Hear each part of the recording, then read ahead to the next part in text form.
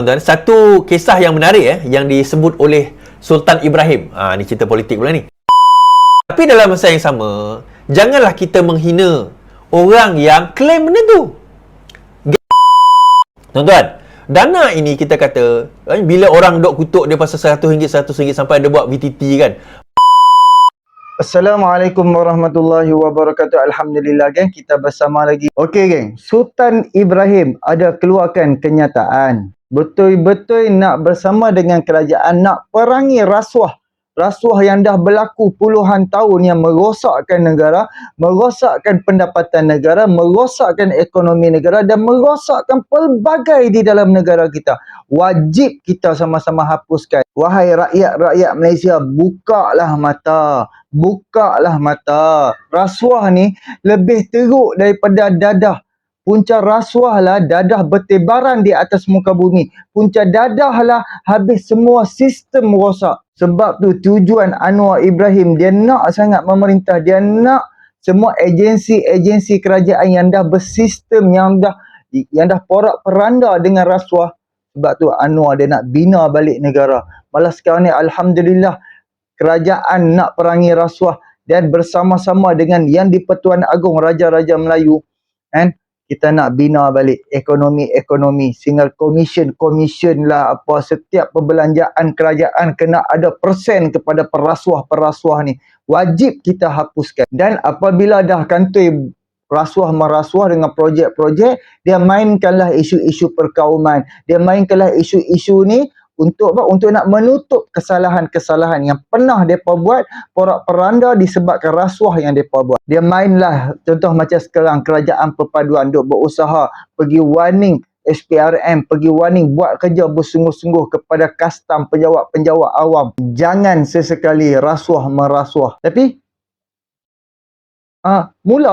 mulalah duk nak tutup ni, mainkan isu-isu DAP tu, DAP ini, DAP itu, DAP lebih teruk rasuah, ni Pakatan Harapan lebih teruk rasuah. Sedangkan yang berlaku 600 ke 800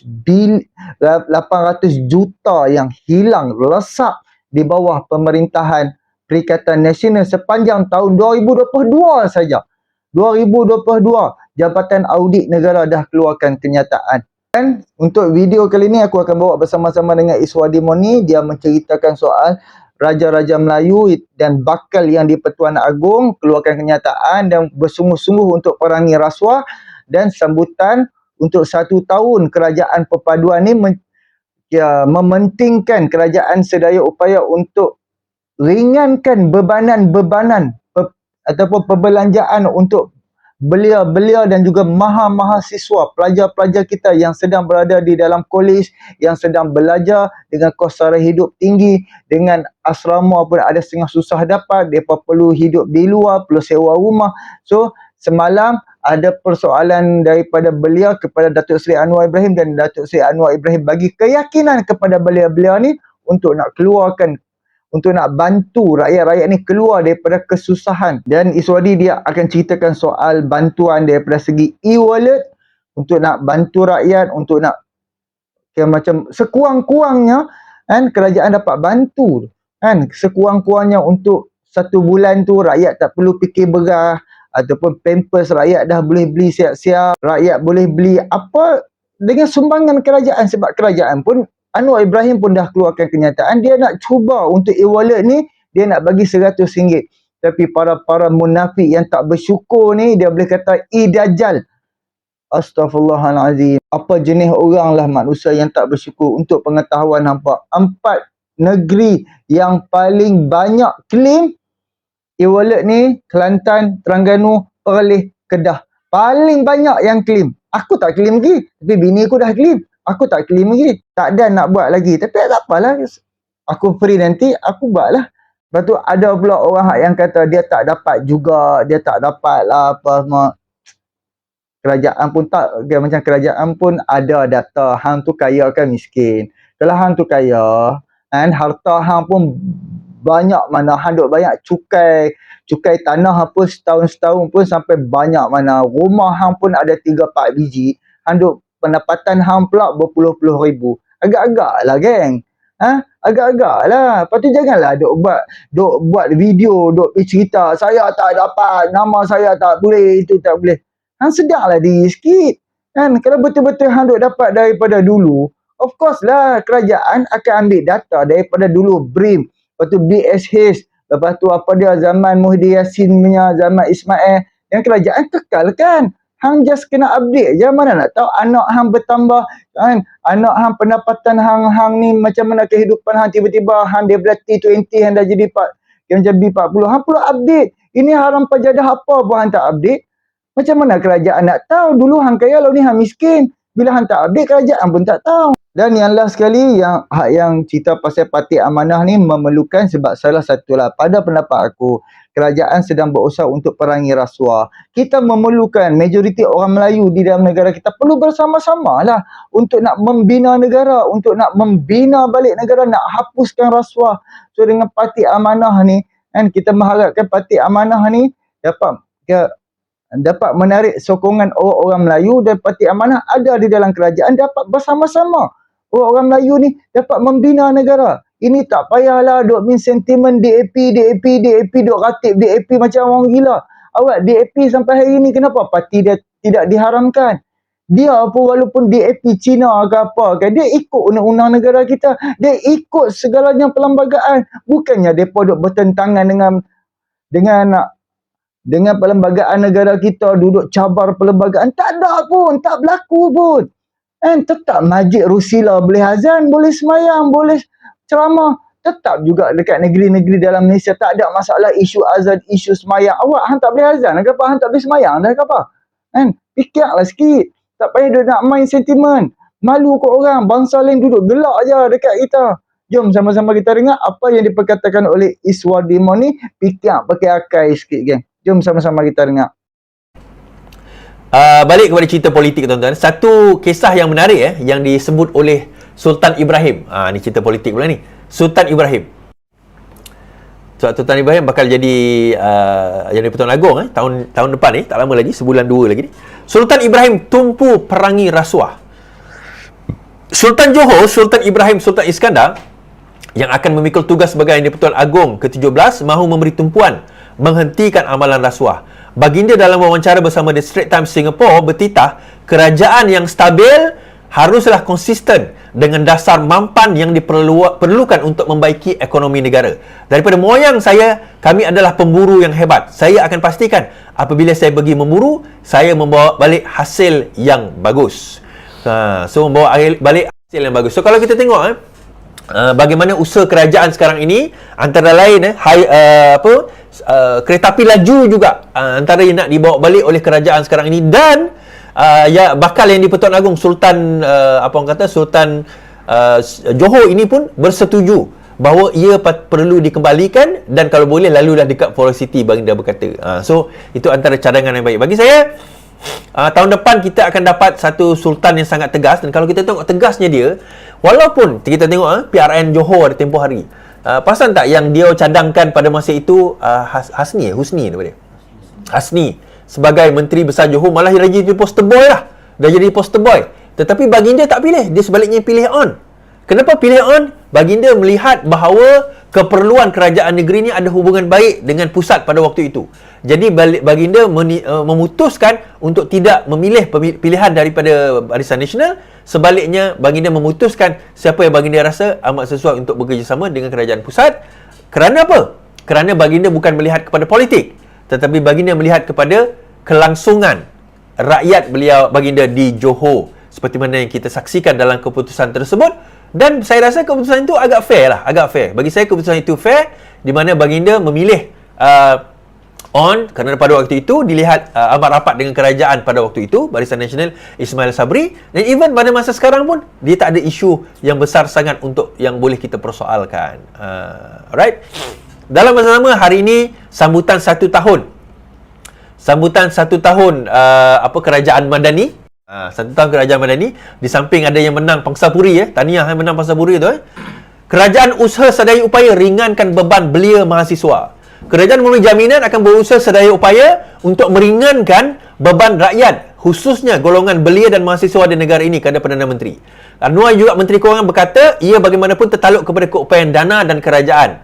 Dana kerajaan. Sebab itu dia berkata kerajaan yang berbincang sebelum memutuskan sama ada inisiatif program E-Belia Rahmah yang diagihkan kepada golongan belia berusia 18 hingga 20 tahun itu akan diteruskan atau tidak.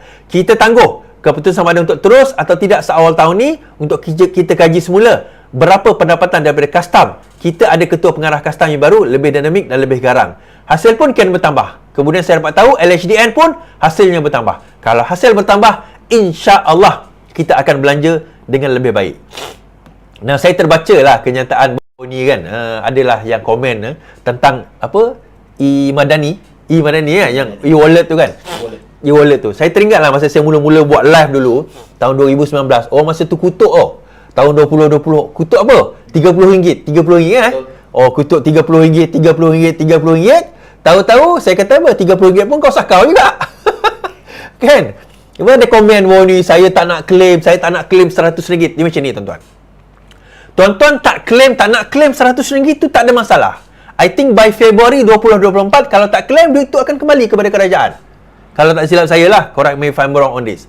Kalau tak claim, duit itu akan kembali kepada kerajaan. So kalau tak nak claim, tak apa, biarkan. Saya tak claim, balik kepada kerajaan. So fair. Tapi dalam masa yang sama, janganlah kita menghina orang yang claim benda tu. Genji Baskers, antara basker yang quite famous di KL lah. Hari ini ke semalam dia pergi updatekan daripada RM100 dia kata terima kasih kerajaan telah daripada RM100 tu dia boleh beli barang-barang keperluan dia sedikit. I think dia boleh beli pampers untuk parents dia kot kalau tak silap saya. Bila baca komen, ramai orang maki dia. Penjilat kerajaan, tak apa orang kata dia politik lah, kutuk dia. Padahal tuan-tuan, di Genji Baskers ni bukan politik pun. Tetapi nak tunjukkan bahawa kalau tuan-tuan yang kaya yang tak nak RM100 tu, tak payah ambil. Tetapi jangan halang orang yang tak berkemampuan, yang akan benefit daripada RM100 tu untuk ambil. Kenapa nak hina mereka? Itu bukan duit Anwar Ibrahim. Itu bukan duit Parti Keadilan Rakyat. Itu adalah duit rakyat yang nak dibagikan kepada rakyat. Ini pun pembangkang, apa orang kata, pembangkang nak dengki. Tapi kalau dapat dana RM1,000, RM2,000, senyap, tak berbunyi.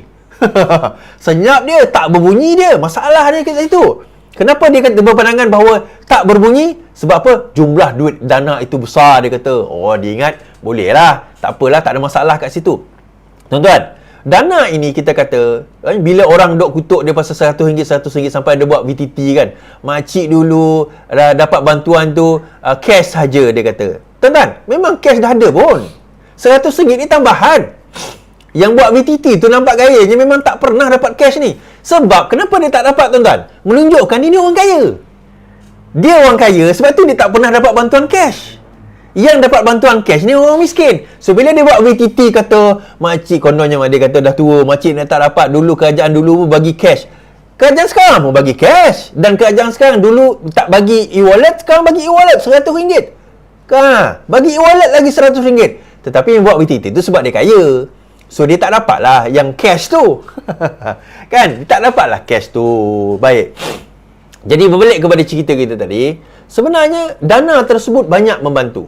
Ramai sebenarnya yang berterima kasih kepada kerajaan di atas bantuan tersebut. Terutama ujung-ujung tahun ni. Kan, Genji Baskers dia tak boleh nak basking. Sebab apa? Ujung tahun biasanya hujan.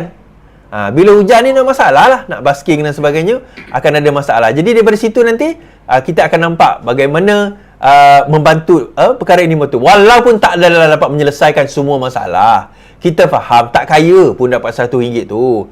Tetapi tuan-tuan, kita tak tahu. Kita tak tahu susah orang. Kita tak tahu susah orang yang mana benda itu boleh untuk nak membantu dia sedikit sebanyak dalam apa orang kata kehidupan dia seharian. Baik, kita pergi kepada apa yang disebutkan oleh Mak Sabu pada hari ini. Mak Sabu pada hari ini. Cabaran amanah raih sokongan Melayu.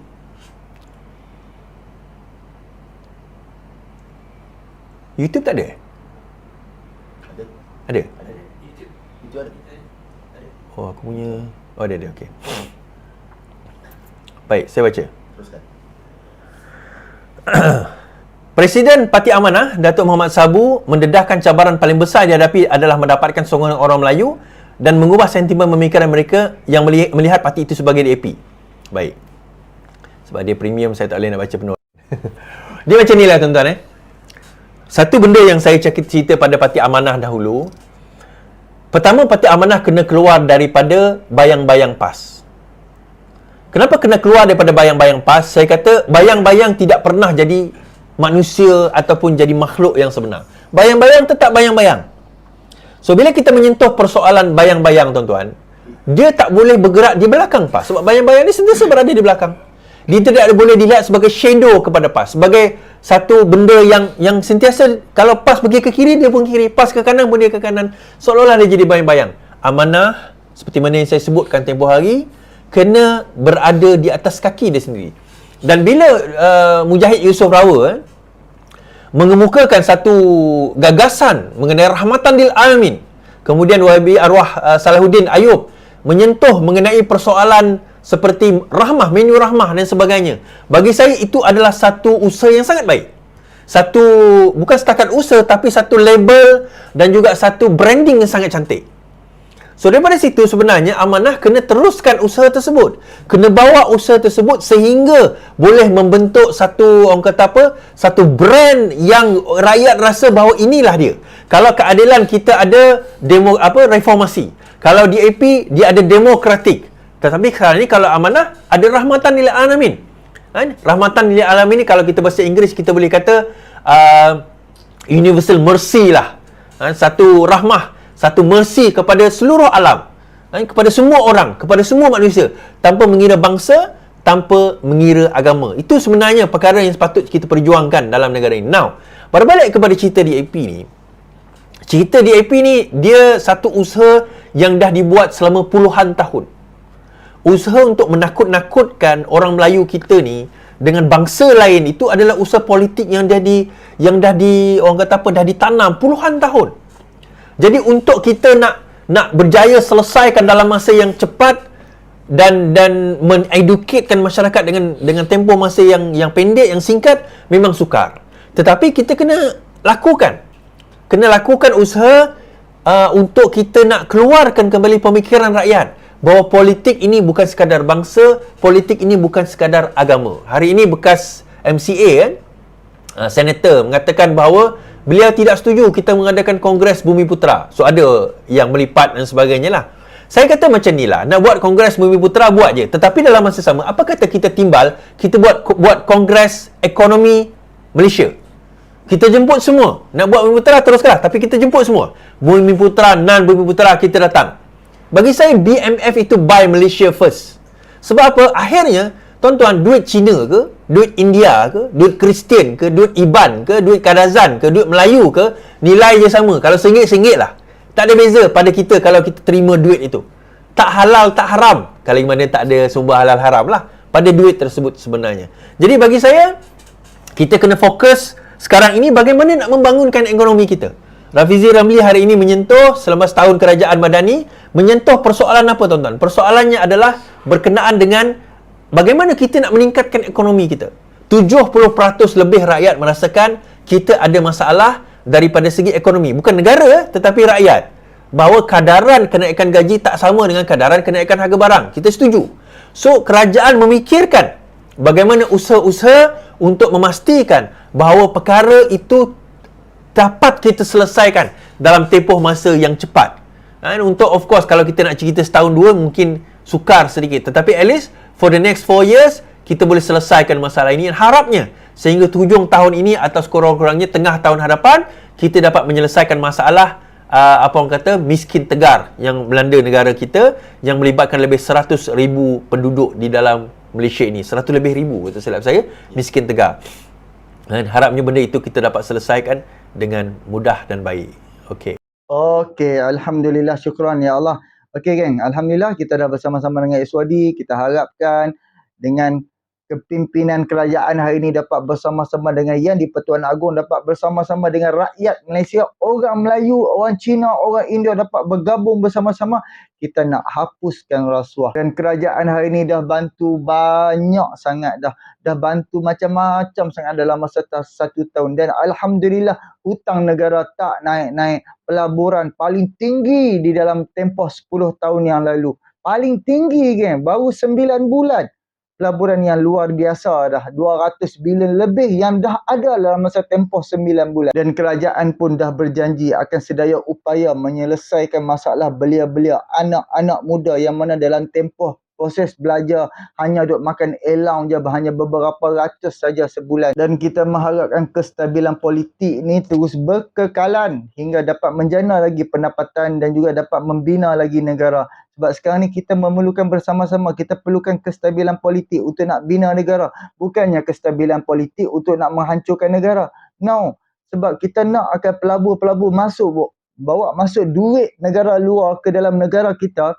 Kita memerlukan kestabilan. Kita memerlukan semua kita perlu sediakan daripada segi elektrik, daripada segi bekalan air, segalanya.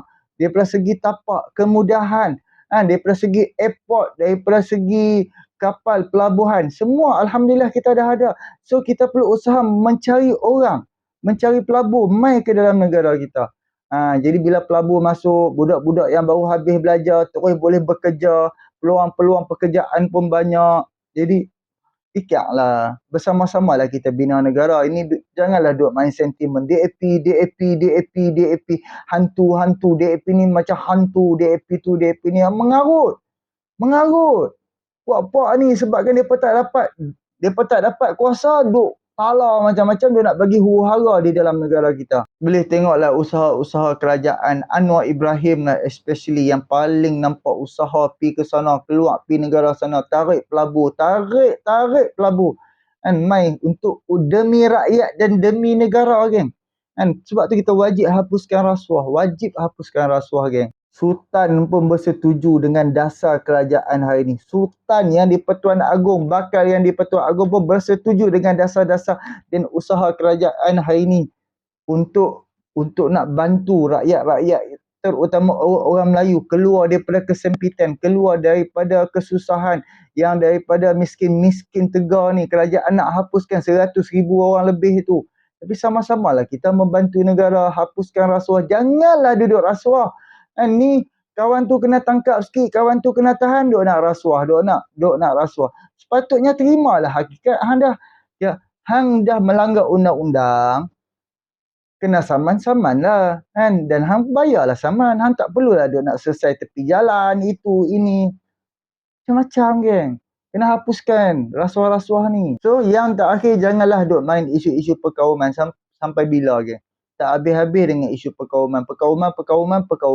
So kita jumpa untuk video yang akan datang. Jangan duk main isu-isu perkauman.